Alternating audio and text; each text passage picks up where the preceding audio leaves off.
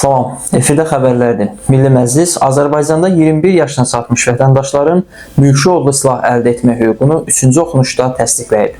Acmedia xəbər verir ki, bununla bağlı xidməti və mülki silah haqqında qanuna dəyişiklik layihəsi Milli Məclisin bugünkü plenar iclasında müzakirə olunub.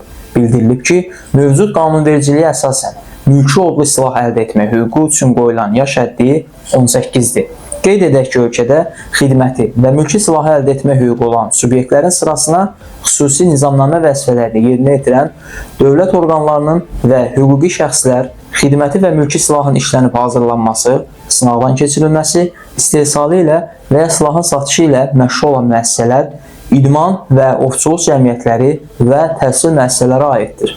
Layihə müzakirələrdən sonra səsverməyə qoyularaq 3-cü oxunuşda təsdiqlənib. Sizinlə mən Şahin Seyidov, Azərbaycan Yəhudi Mediası. Unutmayın ki, xəbərdar olmaq sizin hüququnuzdur.